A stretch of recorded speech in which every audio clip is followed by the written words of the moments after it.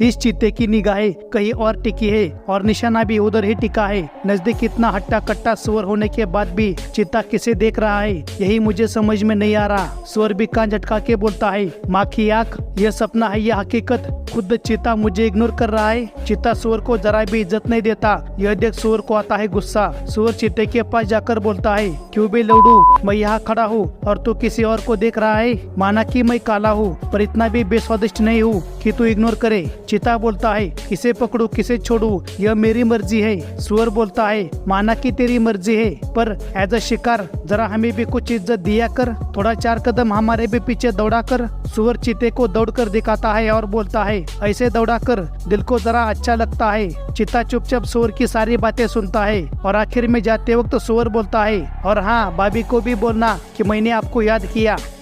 यह टर्की बंदर चंपा नाम की कुतिया को इम्प्रेस करने की कोशिश कर रहा था। टर्की बंदर सीधा कुतिया के सामने जाकर आंखों में आंखें डालकर आई लव यू बोलता है। चंपा अच्छे घर की होने से वह बंदर पर गुस्सा करती है। फिर टर्की बंदर उसे अपने फुट से इम्प्रेस करने की कोशिश करता है, लेकिन इसका इस चंपा पर कोई असर नहीं होता। चंपा बंदर को इग्नोर करके दूर जाने लगती है। तभी टर्की बंदर उसके पीछे जाता है और उसका हाथ पकड़ता है, जिससे चंपा को गुस्सा आता है। वह बंदर पर टूट पड़ती है। तभी चंपा का बॉयफ्रेंड कालो भी वहाँ टपकता है। चंपा टर्की बंदर के प्लान में पूरी तरह फंस जाती है। बंदर चांस मार के चंपा को पीछे से दबोच लेता है और अपने करतूत को अंजाम देने लगता है। चंपा का बॉयफ्रेंड कालो भी बंदर को जोरों से काटता है, लेकिन चंपा को छूने की खुशी में बंदर सारा दर्द भूल जाता है। इसके आगे क्या हुआ यह जानकारी उपलब्ध नहीं हो सकी क्योंकि वीडियो ही अधूरी थी। सॉरी।